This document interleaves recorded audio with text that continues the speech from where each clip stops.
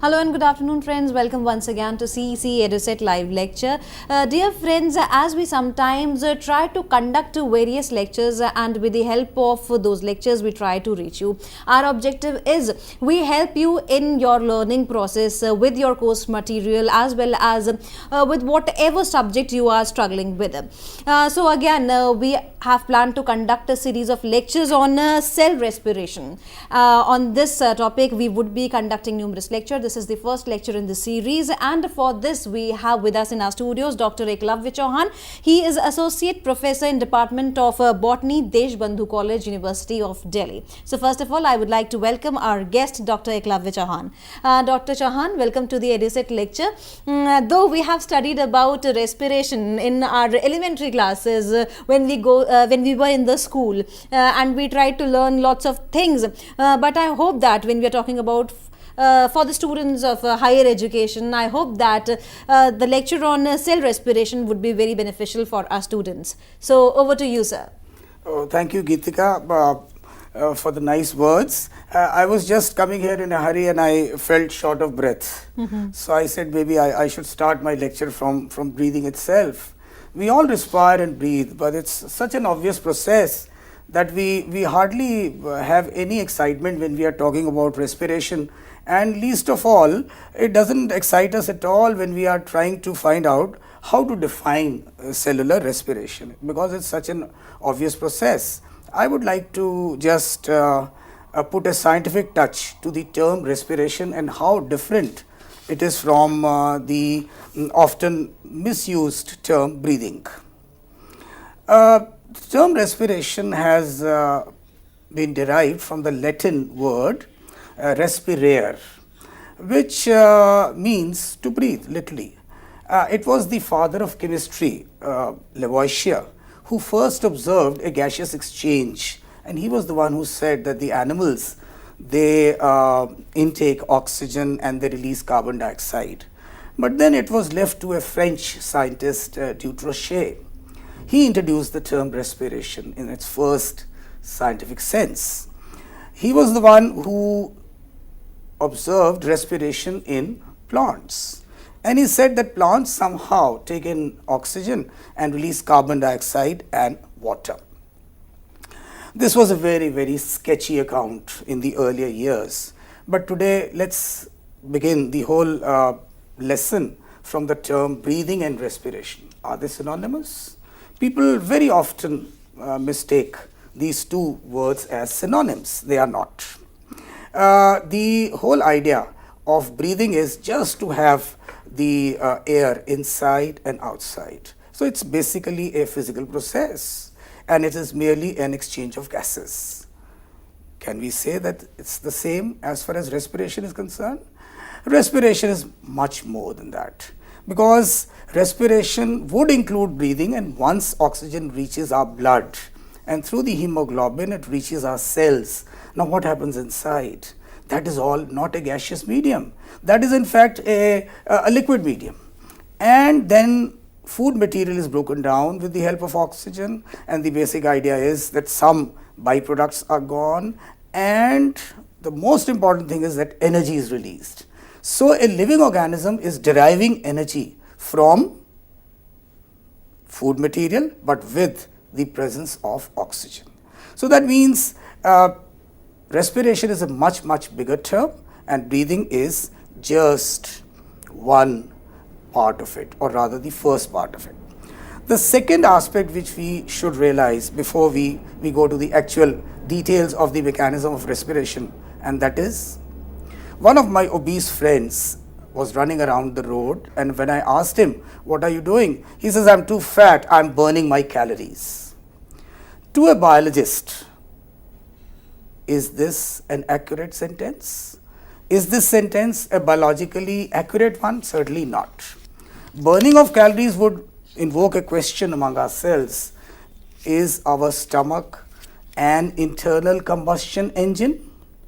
Are we burning calories in the sense that a diesel engine or a petrol engine burns fuel? Perhaps not. The whole concept of an internal combustion engine can be applied to a biological system, and especially to a cell, in the sense that two factors would always remain constant. Number one, we cannot allow temperature to go beyond a point in a cell. All the living systems would have macromolecules which are extremely thermosensitive, and they are thermophilic, thermolabile. So they will all denature. Our DNA, our proteins, everything would go if the temperature is raised beyond a certain level. Number two, pressure. It also cannot be increased. So there should be some other currency which is operative inside all the biological tissues, say a cell of a plant or an animal or even a prokaryote. They should all have some other form of energy. This and keeping constant temperature as well as pressure. This gave birth to the idea of the concept of free energy, which we call as Gibbs free energy. Now this particular energy is defined as the energy which is responsible for performing useful work. It is designated as delta G, although we know that according to the first law of thermodynamics, all forms of energy are interconvertible, and therefore delta G could also be converted to, say, the delta H, which is the range for the exothermic and endothermic reactions. So delta G would be the focus of our attention. This particular free energy has to be the currency in the form of ATP. ATP, or adenosine triphosphate, was discovered by a German scientist, Lohmann. And then another German scientist, F. Lippmann, talked about the ATP cycle, how ATP is converted from ADP and vice versa.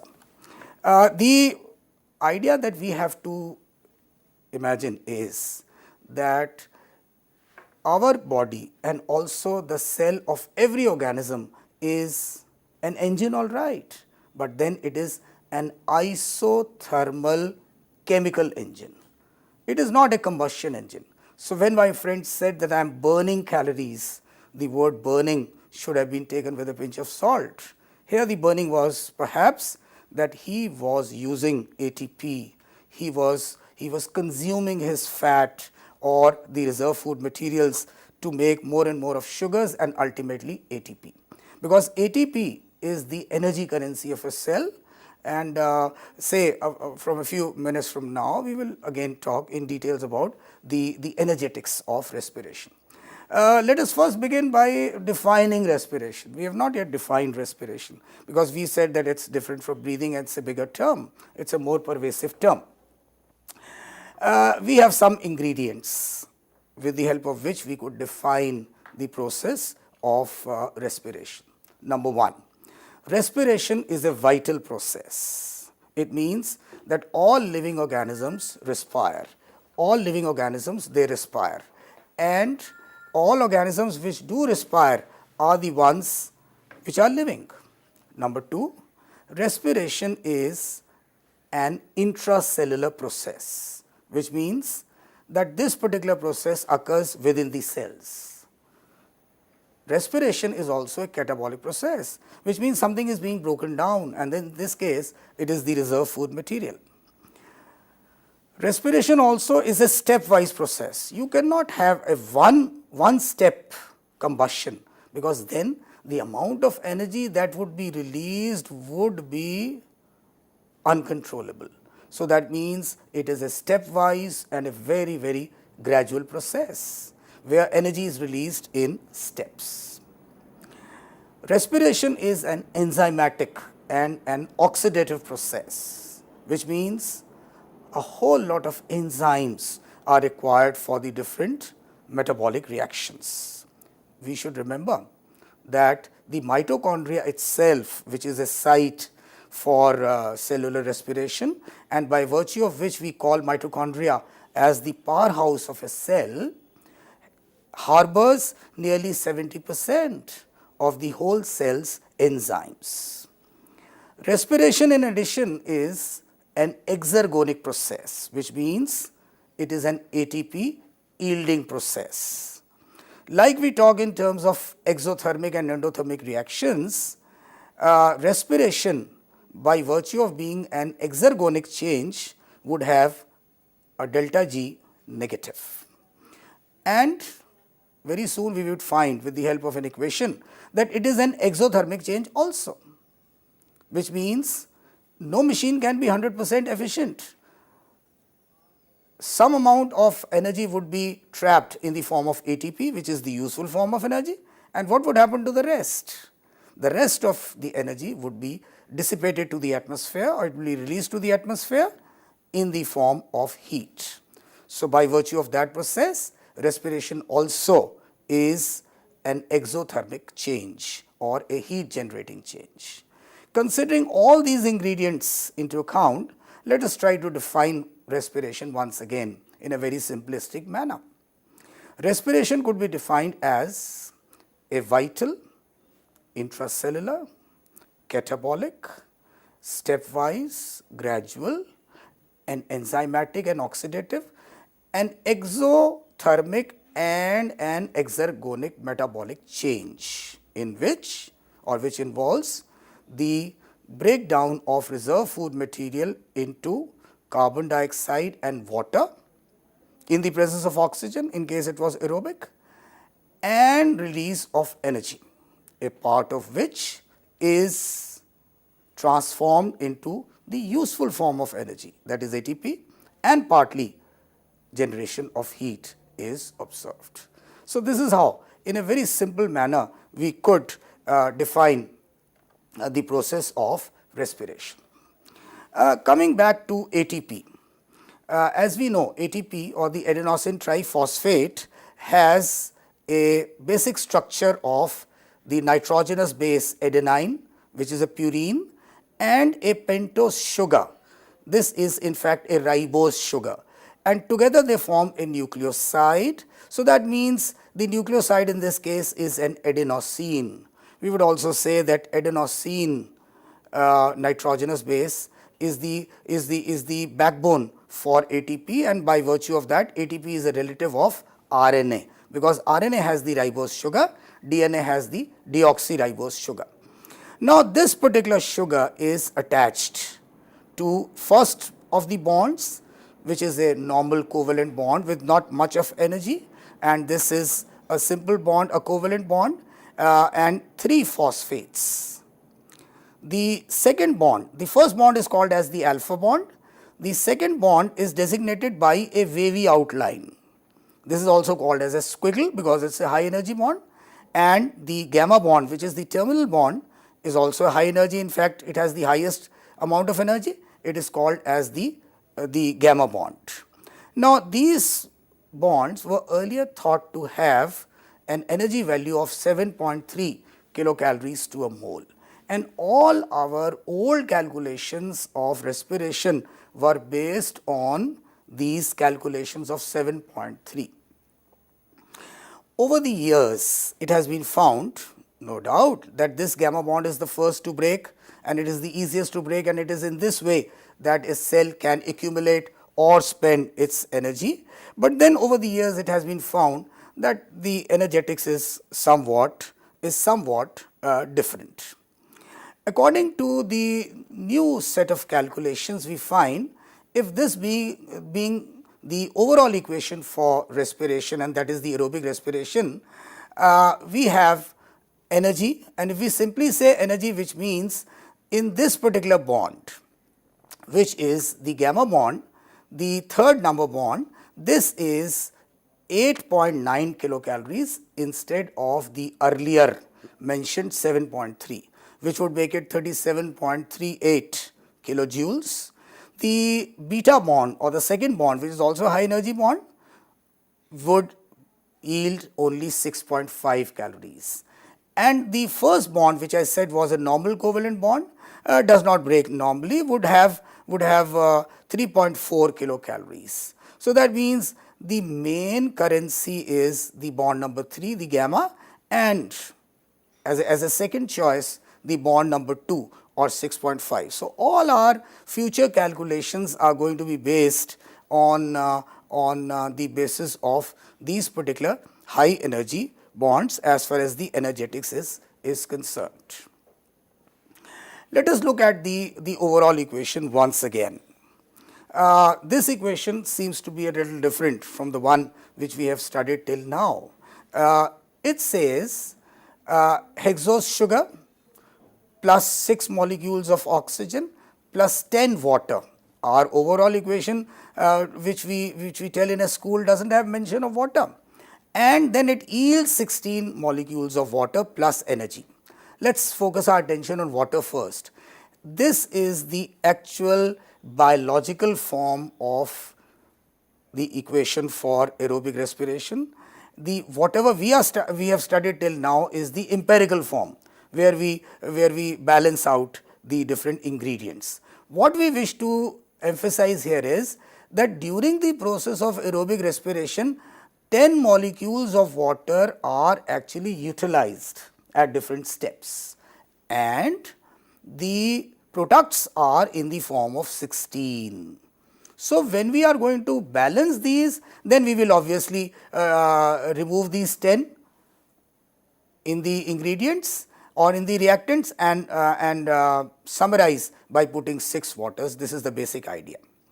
If we take a quantitative approach, we would find that it requires 180 grams of a hexose sugar, which is fructose or glucose in this case. It would require 192 grams of oxygen. Ultimately, it would yield 264 grams of carbon dioxide and 100 grams of 108 grams of water. Let us pay attention very closely to the balance of energy. The modern equation says that we will end up with 686 kilocalories of energy. We also know that the gain in terms of ATP in aerobic respiration is going to be 36 usually, and in some cases 38 ATP.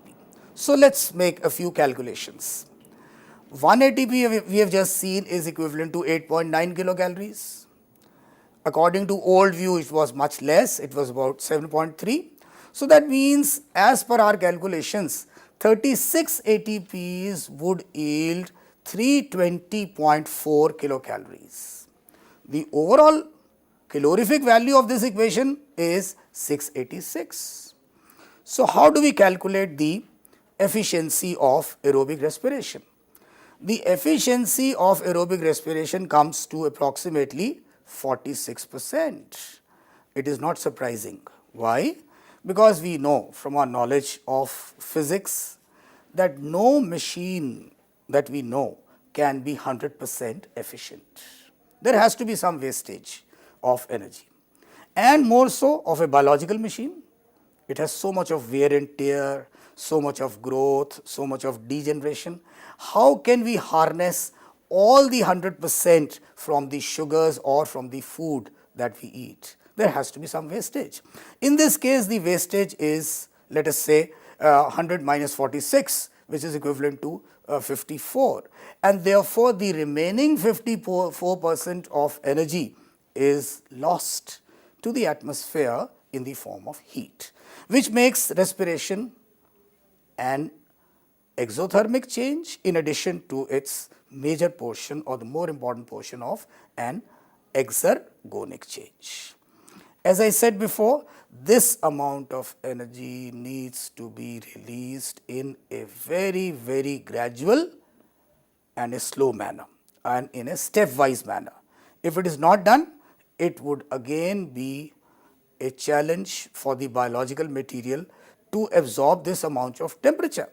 And once the temperature is raised beyond a certain level, it would pose a potential danger to all our existence, because DNA, RNA, proteins and all these molecules, they are all thermolabile.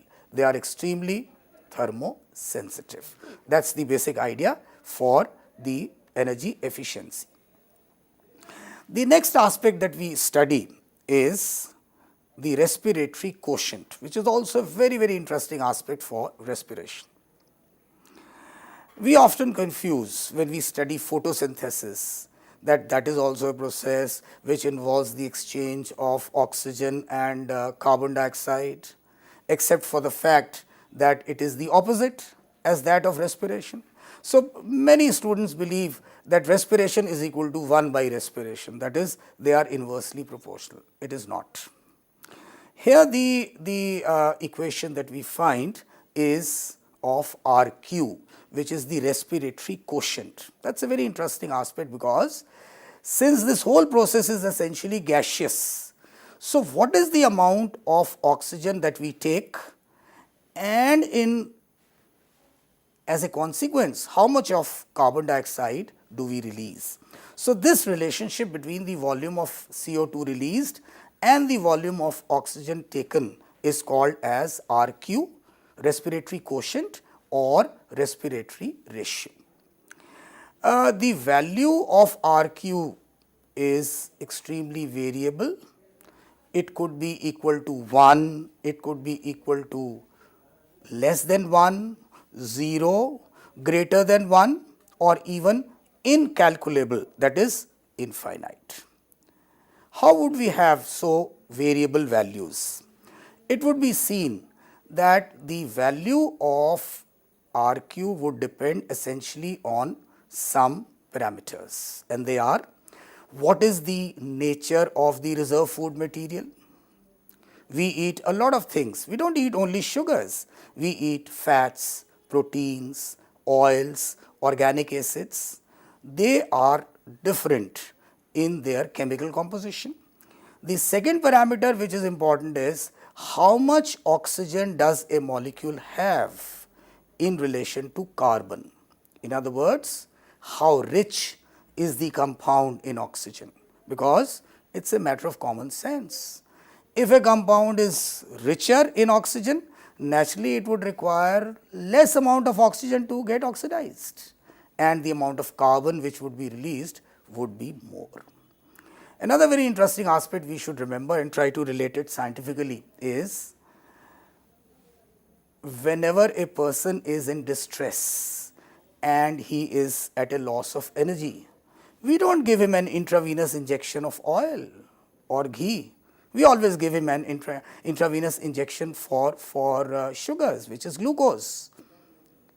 It obviously means that sugars or the carbohydrates are the most preferred of the respiratory substrates, because oil, if we supply it into blood, it would take a very, very long time to get broken down into sugars, because ultimately the metabolism, as we would see shortly, would always begin from sugars.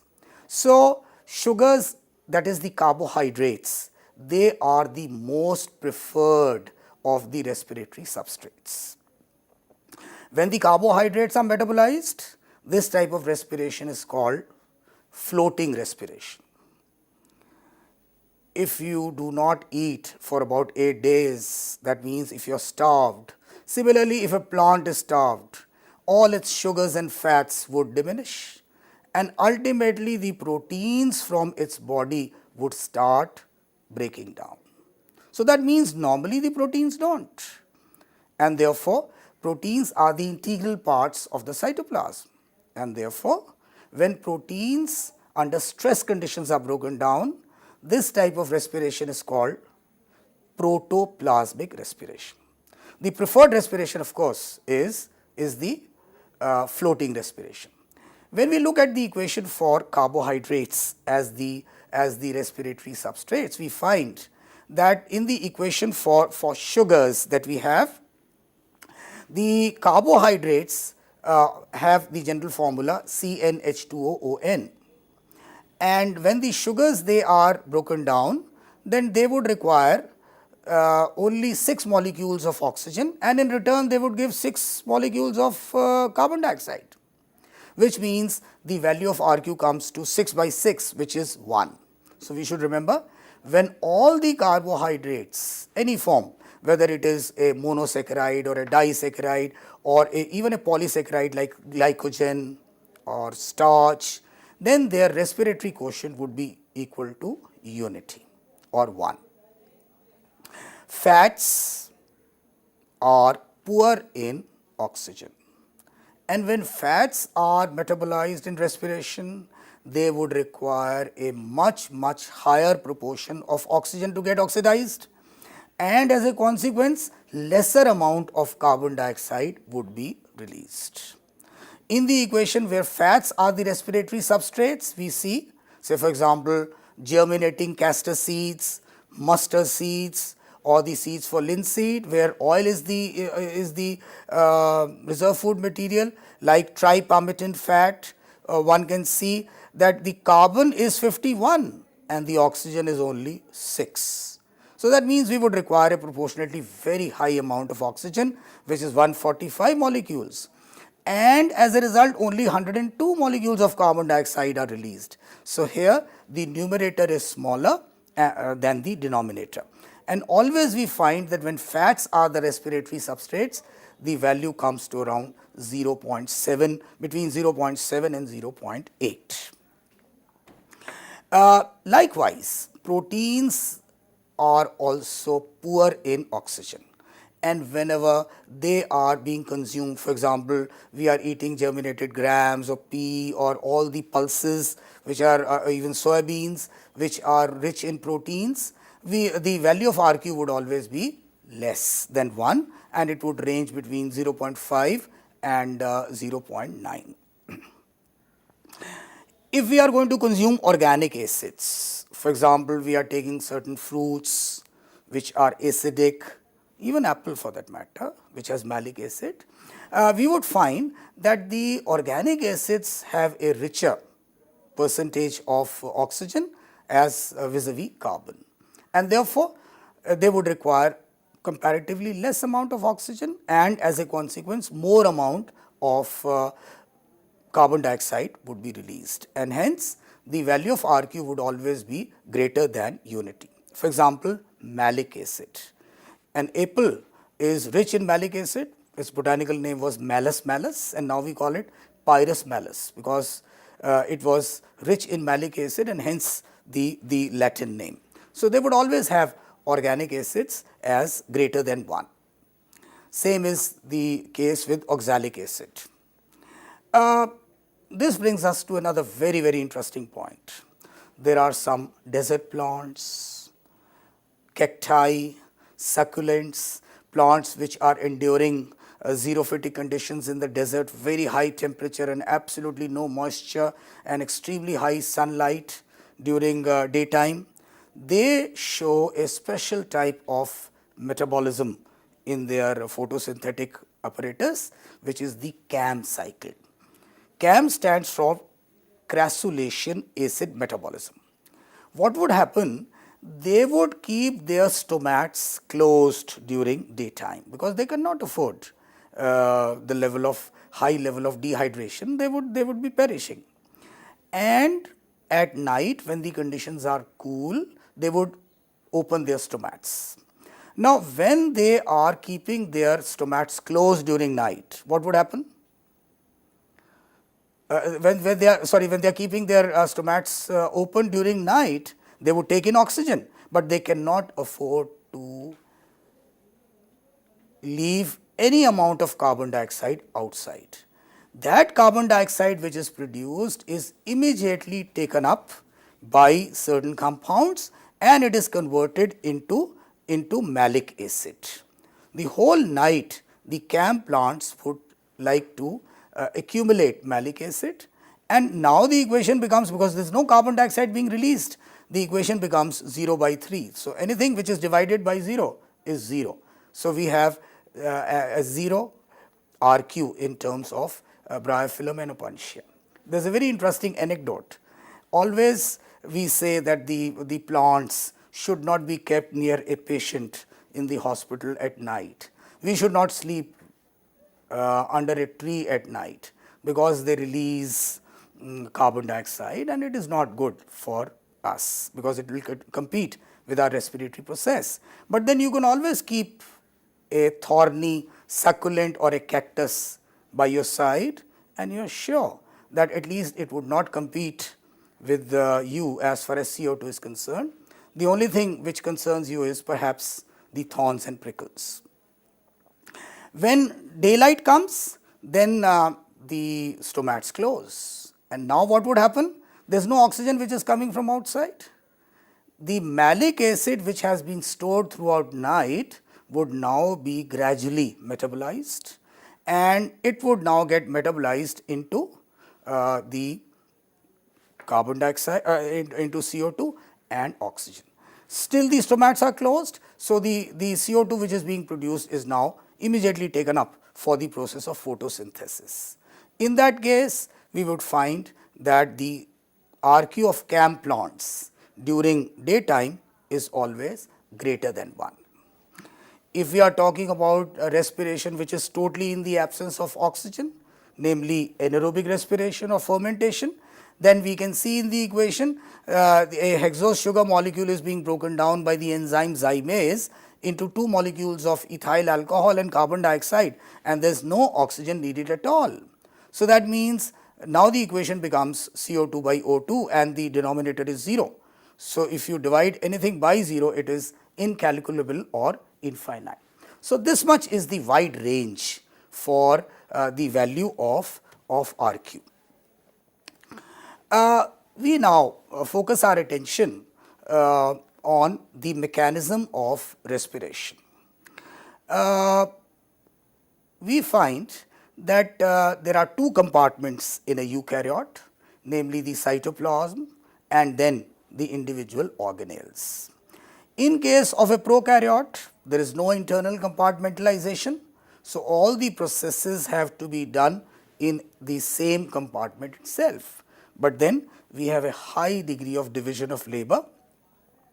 Some of the initial reactions of respiration would occur in the cytoplasm, which we technically call as the cytosol, and then the remaining reactions would take place in the mitochondria. That is why we call it as the powerhouse of a cell, because ultimately it is the mitochondria which is going to be responsible for release of energy. The mechanism of respiration has the first step in the form of breakdown of sugars, which is also technically called as glycolysis, which would ultimately result in the formation of a 3-carbon compound, pyruvate, CH3CO COOH. If it is a pyruvate ion, then it will be COO minus. This pyruvate would be formed as a result of a series of reactions, and as one can see, this particular pathway is common regardless of the fact whether respiration is occurring in the presence of oxygen or in its absence, which means glycolysis is a common step between aerobic as well as anaerobic condition. The deviation starts after pyruvic acid, which means the fate of pyruvic acid would be decided by the presence or the absence of oxygen, whether it has to enter the mitochondria or it has to get completely metabolized within the cytosol itself. So, we would see both these mechanisms in a sequential manner. When we talk of glycolysis, let us break the term glycolysis. Glycolysis would mean the breakdown of sugars. We also often confuse this term with 2 other terms. Someone will talk about glycogenesis. The root changes, it means the formation of sugars, which is exactly opposite of what we are discussing right now. There is another allied term which we use, glyconeogenesis. It means formation of sugars from sources other than sugars, which means amino acids, proteins.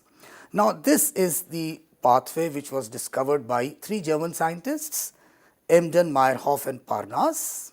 So, therefore, it is also popularly abbreviated as the EMP pathway. It occurs in the cytosol, and when we mention the prokaryotes, there is no cytosol as such, it is just one compartment. This is a process which is common between both anaerobic and the aerobic forms of respiration. If we look at the equation, how the pyruvate is formed, the net result of this particular process is 2 molecules of pyruvic acid, 2 molecules of ATP, 2 molecules of NADH and 2 hydrogen ions and 2 molecules of water.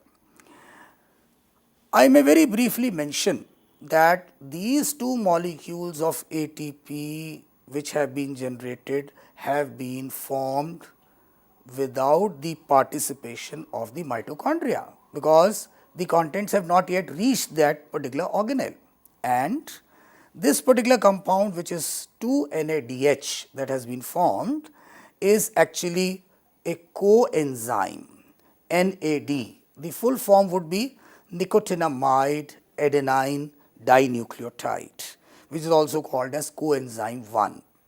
In photosynthesis, we have coenzyme 2, which is another phosphate which is added to it, it is NAD. So, this is also a carrier for H, and it is a very important carrier for the redox reactions, that is for reduction oxidation reactions. So, 2 ATP is the net product of glycolysis. So, whether we have oxygen or not, 2 ATP are going to be formed, and let us see what would happen in the entire process of glycolysis. The process of glycolysis is a very complex one, and as one can see, the whole process is divided into 2 parts. It is a matter of common sense. When you are going to start your car, you have to put ignition, and that means a battery is required. Same is the case when you are going to switch on a generator. The electricity would come later, the movement of the car would come later. So, that means the first step, as usual, to start any process is the energization process, and for that one would require ATP. We begin the whole story with glucose as the respiratory substrate. It needs to be energized. So, this glucose molecule is acted upon by ATP, and it gives rise to glucose 6-phosphate. So, that means we are talking about generation of ATP. In the first step, 1 ATP is already lost, it is already utilized. Glucose 6-phosphate then converts into its isomer, which is the fructose 6-phosphate. We know glucose is an aldose sugar and fructose is a ketose sugar. So, they are both isomers. Fructose 6-phosphate now would require another molecule of ATP for its energization to give rise to fructose 1,6-bisphosphate. We used to call this molecule as fructose 1,6-diphosphate, but now according to the latest IUPAC recommendations, 2 means bis. So, we call it by this name. Fructose 1,6-biphosphate formation has already used 2 ATP molecules, and this energization reactions are popularly called as the priming reactions. So, these are the most important parts of the preparatory phase. Once the fructose 1,6-biphosphate has been formed, now this is a hexose sugar where phosphates are located at the number 1 carbon position and at number 6 carbon position. This fructose 1,6-biphosphate gets cleaved or broken down into 2 isomers, namely glyceraldehyde 3-phosphate and dihydroxyacetone phosphate. These are nothing but molecular interconversions, and by these molecular rearrangements, the main idea is to form pyruvic acid and to give back the amount of energy which has been so far utilized for the 2 priming reactions. So, we are still at 2 minus as far as the ATP utilization is concerned. The 2 molecules of 3 carbon compounds which have been formed, namely dihydroxyacetone phosphate and glyceraldehyde 3-phosphate, now get merged in the sense that dihydroxyacetone phosphate gets converted into its isomer, that is the glyceraldehyde 3-phosphates. So, from now on we have 2 molecules of glyceraldehyde 3-phosphate which are now converted into 1,3-biphosphoglyceric acid. That's a very, very smart move in respiratory metabolism. Phosphate is being attached without the expenditure of ATP, and therefore, we have now 2 molecules of 1,3-biphosphoglycerate. This is essentially an oxidation reaction, which means, in other words, it is a reaction for the removal of a pair of hydrogens. Immediately, the hydrogen carrier, namely NAD, receives these H and becomes 2 molecules of NADH plus H plus. I should mention here that these 2 molecules of NADH are like a written check. They have to be encashed by going into the bank, which is the mitochondria, and one can enter this bank only when we have the permission of oxygen. So, that means this check would be valid only for its encashment only when we have oxygen, and these NADH, they enter the electron transport system, which we would see later, and they would now get converted into ATP generation. In the very next step, 1,3-biphosphoglycerate, which means the phosphates are at number 1 and at number 3 positions, they get cleaved at number 1 position, and 2 molecules of 3-phosphoglycerate are got and 2 molecules of ATP are generated. Now, these 2 molecules of ATP which have been generated now will neutralize, would equalize the 2 ATP molecules which were spent a little earlier in the preparatory phase for the 2 priming reactions. The next step would be that there is a minor rearrangement. At the number 3 position, now the phosphate shifts to the number 2 position, and now it becomes the 2-phosphoglycerate. This is, in biochemistry, it is called as a mutation reaction, which is different from genetics, and the enzyme here is phosphoglycerobutase. The 2 molecules of 2-phosphoglycerate, which is a 2-carbon compound, now undergo a very complex reaction which is called as a enolation reaction. Here 2 molecules of water are released, that means it is a dehydration reaction, and the 2 molecules of phosphoenol pyruvate are got. In the last step, the phosphate molecules which are attached to the number 3 carbon atom or at the number 3 position, they are also lost. So, this is a case of dephosphorylation. Wherever ATP is added or removed, we have the enzymes kinases, and ultimately it gives rise to 2 molecules of pyruvic acid by the release of 2 molecules of ATP. So, when we look next at the total energy account of glycolysis, we would see that the whole process has ultimately led to a gain of 2 ATP molecules. It is not only sugars that we are talking about. We eat oil, we eat proteins, we consume organic acids. There has to be a mechanism. We find that the glycogen, which is the major storage product or the storage metabolite in our livers, is also taken. We eat potatoes and starch of different types. They also have to be broken down. Now, starches and glycogens, they are polymers. We would call them technically as sugar to the power n, that is the n number of molecules.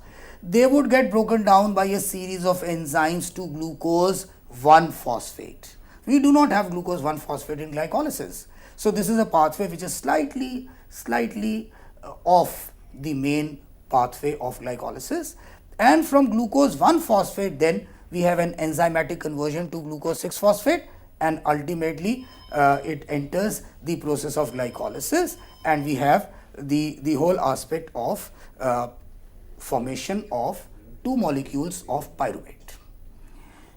If we just try to summarize the whole process by appreciating the energetics of glycolysis, we would find that in the process of glycolysis 4 ATP are generated, 2 are consumed. So, the net gain of ATP in glycolysis is 2. One should remember, this is the net gain, And one should also not forget that we have two molecules of NADH with us. Now, it's a very interesting analogy which I gave a short while back, and that was, we have two currency notes with us and we have a check which says 2 NADH, which needs to be encashed in the bank, which is in the form of mitochondria, only when oxygen is present. This can be summarized by saying that if the bank is closed, which means if there is no oxygen, the NADH would not go inside at all and would not be responsible for any encashment. It is believed that one NADH passing through the electron transport system in the mitochondria releases 3 ATP. So, on that account, we have 6 ATP in the form of a check, which would be encashed only when aerobic respiration takes place. So, the total gain of ATP in glycolysis under aerobic conditions would come to 2 as net gain and 6 of the check equal to 8. In sharp contrast, the anaerobic glycolysis gives only 2 ATP. So, that means aerobic glycolysis is 4 times more efficient than aerobic respiration. So, we have to look at the energy outcome all the time. Which one is more efficient? Which one will give you more energy? So, that means if oxygen is not there, our breathing process would also be slow and the energy availability to us would be impaired. After giving this introduction on the process of glycolysis, which was a common process, then we head towards what is the fate of pyruvate under different conditions. Let us first highlight what would happen if oxygen is not available. Immediately, the anecdote comes to our mind. If there is no oxygen, the bank is closed. So, that means at least those two molecules of NADH are not going to be of any consequence as far as ATP generation is concerned. So, we find that in the absence of oxygen, pyruvate would not enter the mitochondria at all, and within the cytosol, it would get incompletely oxidized. As per the equation, it would now utilize 2 molecules of carbon dioxide and would release 2 molecules of ethanol and only 56 kilocalories, which is amounting to just 2 ATP. This 2 ATP is what we have just seen in case of glycolysis. So, that means for sure there is no further release of ATP in anaerobic respiration, which gives us the same answer to 3 important questions. What is the net gain of ATP in glycolysis? 2. What is the net gain of ATP in anaerobic respiration? Again 2. And what is the total gain of ATP in anaerobic respiration? Still the answer is the same, 2. So, that means we are not going beyond the figure of 2 as far as the process of anaerobic respiration is concerned. The conversion of pyruvic acid into ethyl alcohol in anaerobic respiration is also a complex process. In the first equation, we see that pyruvic acid gets broken down by the enzyme pyruvic carboxylase into an intermediate compound, which is 2 molecules of acetaldehyde and 2 molecules of carbon dioxide. So, that means this is essentially a decarboxylation reaction. In the second step, what would happen to that 2 NAD which is not going into the bank to get itself encashed? It would now be utilized in converting this aldehyde into an alcohol, which would be basically a reduction reaction. And this acetaldehyde would get converted into 2 molecules of ethanol, and 2 molecules of NAD in an oxidized form would be regenerated. So, in other words, we find that ethanol is the major product for anaerobic respiration. it would be very dangerous to assume if ethanol would have been one of the products of aerobic respiration, then we would have had toxicity all over. So that is not the pathway which the aerobic respiration follows. We generally confuse between two terms. Sometimes we do use them as synonyms also. That is anaerobic respiration and fermentation. Fermentation is a process we all know. When our mothers are making idlis, or when we are eating bhaturas, or commonly when we are eating curds, even bread for that matter. All of them are products of fermentation. The microbes are different. They may be yeast or they may be the lactic acid bacteria. Fermentation, the entire wine industry, the entire alcohol industry is based on the processes of fermentation. And it was the German scientist Edward Buchner who for the first time found that the extracts of yeast, if they are added into sugars, it could break down these sugars into the fermentative products of alcohol. I just said that there is a little confusion about these terms. I would say that these two terms are quite synonymous, but yet a little different. Why? We have just learned that the entire process of anaerobic respiration is intracellular. That's the basic essence of the definition. Fermentation is a process which is extracellular. What do we mean by this? Yeast is releasing all its enzymes for glycolysis and the subsequent reactions outside its body. So are the lactic acid bacteria. So fermentation is an extracellular process. It always occurs in a liquid medium, and it may not always give rise to alcohol. It would have the formation of other products, although lactic acid is produced in our muscles also when we are over exercising or we have fatigue. We will just come to that. The process of ethyl alcohol may not always be a universal process. Apart from ethyl alcohol, there are various other products which could be formed. Say for example, lactic acid.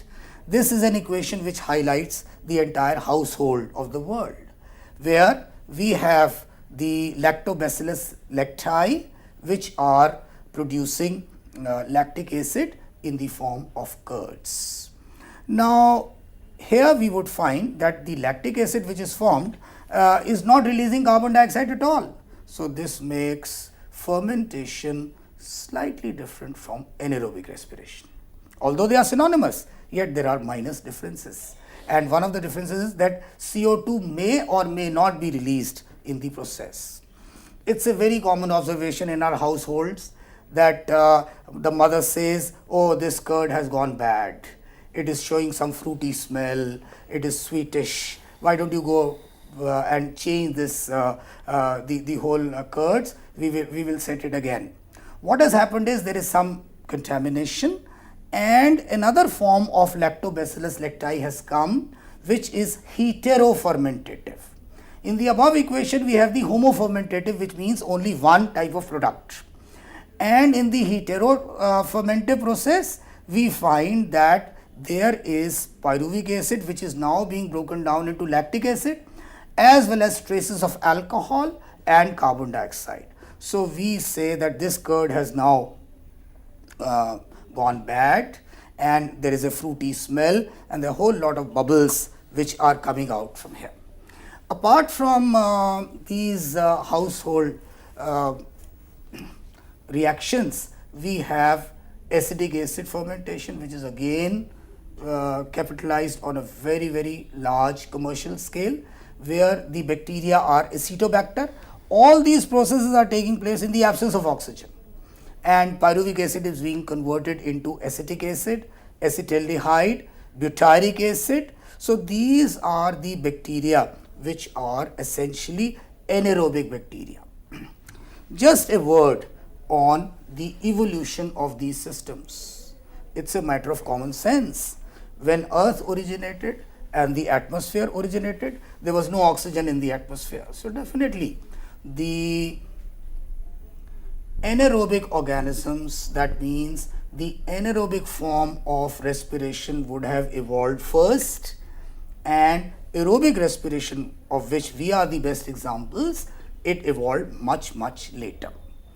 Just to summarize the overall reactions of anaerobic metabolism, we find that yeast is resulting in anaerobic respiration, forming ethanol, and in our muscles we have sometimes, due to overexertion, the accumulation of lactic acid. Why?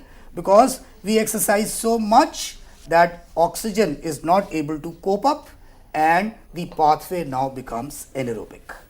Immediately there is a need to rest or to massage, so that the entire lactic acid is gone, blood circulation is restored, oxygen is made available, and a transition is made from the anaerobic to the aerobic conditions.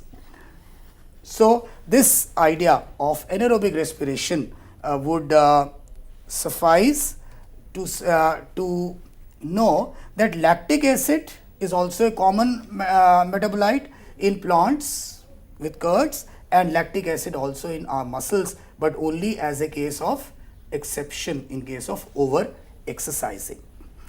I think on a later note, one can then see what would happen when oxygen is available. Then pyruvic acid, which was a result of glycolysis, would now take a totally different path, because the banks would be open now, and the NADH will also go to the mitochondria, and so would be the pyruvic acid. That's a much complicated pathway, and we would require much more time for that, and we will try to do justice to that too. Definitely, sir. As we said you earlier also, that we would be conducting series of lectures on cell respiration, and I would like to tell you all that Dr. Eklavya Chauhan would be again with us tomorrow, and we would be continuing our talk on this very topic, that is cell respiration, tomorrow. As well as I would like to tell you all that apart from these live lectures, we daily upload our lectures on the YouTube. So if you wish to access this particular lecture at any point of time, I mean any point which you wish to clear, you can definitely access the lectures with the help of the YouTube. With this note, thank you, sir. Thank you so very much for delivering such a productive session for our students who might have watched us or will be watching us with the help of the YouTube. Thank you, sir. Thank you so very much. Thank you so much.